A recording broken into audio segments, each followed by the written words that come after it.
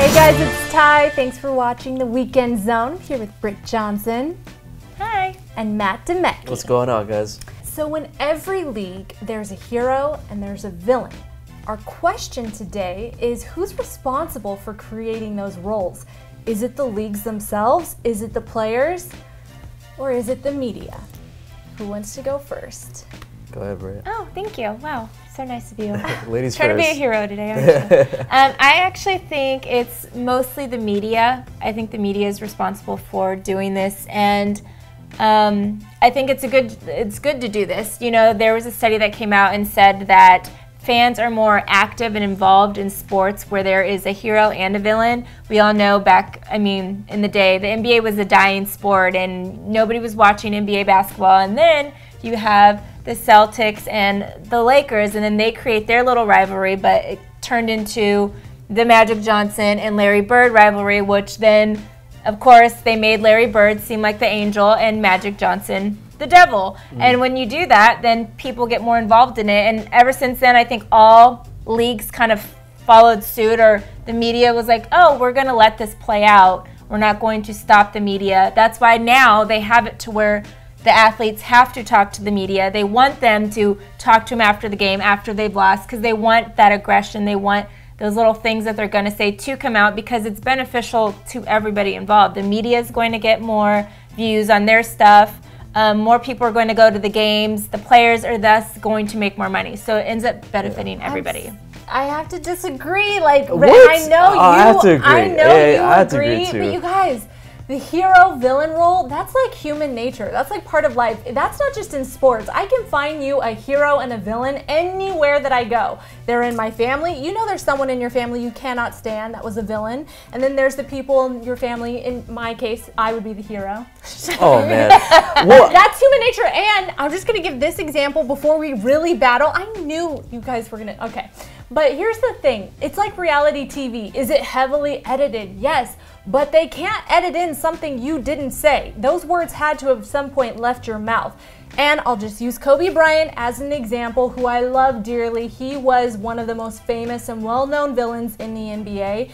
Kobe did things that made him a villain. He would tell rookies, don't come talk to me, you're not on my level.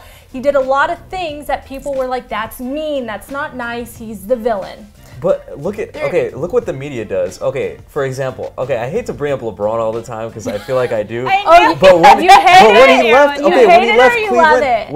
he left Cleveland to go to Miami, I felt like the media. That whole team was a villain. Considered a villain. That whole team was considered exactly like. Absolutely. Everybody saw him as like, okay, now we got to beat the Miami Heat, you know, right. because just because he left teams, and I felt like the media was. Is that the media or the fans? No, it's the media and partly the fans too. The media is the one that came out with let's do the decision thing and broadcast it for everybody to see and make a big deal out of it and make his fans look stupid. You guys are also forgetting the fact that you're saying, oh, the media just does this to create this storyline.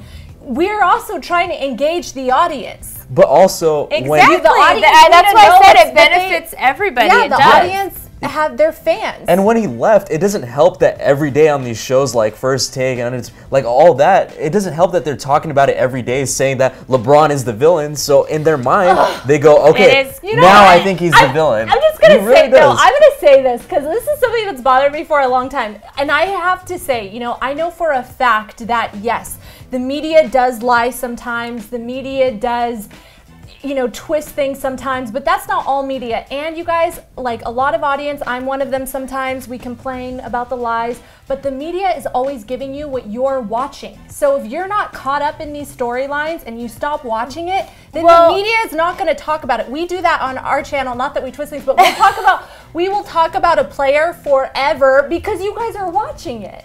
Right, so they like drama, but we're the ones that started the drama. But like we're the ones that make drama. How did we start the drama? It is drama. Did we make LeBron James switch teams? Did we have to broadcast it for everybody to see? They're fans. That? They want to know what he's doing. They're going to see him on a team the next year. I know, but like we made such a big deal by embarrassing his current fans that then it became a big deal. Like, you know what I mean? Like, stuff happens all the time. Like, even the Kevin Durant thing, the media wanted it to be a bigger deal than it actually is because let's face it, the NBA playoffs are boring, so now we're making this a story a year later because people weren't that upset about it at the beginning. Then when people kept trying to make it a Russell Westbrook KD thing. Now it's like, oh, KD, they're making it another issue. To make it a story, Russell Westbrook was feeding it. If you have a chance to go to a better team, he's doing it at press conferences. If you have a chance to go to a better team and make a good decision, then I mean, you got to go with your happiness. But I'm just saying, at the beginning, it wasn't a big deal, and the media kept pushing it. They kept talking about it because they wanted it to be a big deal. No, Russell Westbrook was saying things directly to the media. Of course, it's going to be a story. He would do it at press conferences.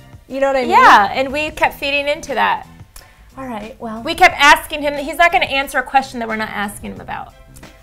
Well, that is true. I have to give you that. But at the same time, he did feed it. He did feed it. I'm sorry. I know we don't help, but we cannot make these people do things that they're not doing. So I don't think we're the ones creating it. I think it's the players that are making decisions, and this is the reaction. Let's move on. All right, the NBA Finals are just a few days away. So one team is going to come out with a ring. Now, here's my question today. Should we measure greatness by championships? You can go again, Britt. Okay, so for basketball, I think it makes more sense to do that. There's only a couple basketball players that I could think of that ended up being Hall of Fame players that don't have a ring. AI being like the #1, Elgin Baylor didn't either. But for other sports like football, most importantly, where there's a 53-man roster, you're only playing you're not playing offense and defense. You're not playing special teams. You're only playing one, if maybe two, if you're on special teams as well. So it's like, for football, there's so many great football players that don't have a ring. Yeah. Barry Sanders doesn't have a ring. Tomlinson doesn't have a ring. Tomlinson doesn't have a ring. Donovan McNabb doesn't have a ring. Randy Moss, who to me is the greatest receiver ever. Sorry, Jerry Rice, but Randy Moss is the greatest receiver ever. He doesn't have a ring. So there's so many great football players that don't have rings. So I think to answer your question, it depends on the sport. Basketball, they're playing both ways. There's only 5 guys on the court at a time. I think they have more influence on a team winning or not winning. And as we can see this year with Westbrook even just being as dominant as he was for his team by himself, I think it shows how an individual player puts more into basketball than, a team could do for football. I feel like basketball especially, it's good for fan conversation because they always bring up the rings. Right. But it's just kind of confusing because Bill Russell has 11 rings. Robert Horry has 7 rings. Yeah, but they're never mentioned in the GOAT conversation. So I don't think rings makes you a great player. Robert Horry is the most clutch player, I think. Yeah, yeah. I mean, like Britt said, like there's football players that don't even have a ring, have never even been to the Super Bowl, but you consider him a top 5 player, top 10 player of all Dickerson, time. There's so many. guys. So I feel like championships is not what measures greatness because that's a team play. Individual achievements, I think that should be looked on way more. Absolutely. I agree with that. I think at the end of the day, should that be what measures greatness? I mean, no, because there are also all those bench players. It should be a little reason, though. Right. There could be a guy that goes from team to team that wins and he gets all the rings. But yeah, I agree, individual accomplishments. But it is part of it at the end of the day. All right, guys, we want to hear from you. As always, #1, who's responsible for creating the hero-villain storyline? And #2, should championships be the measure of greatness? Talk to us in the comments below.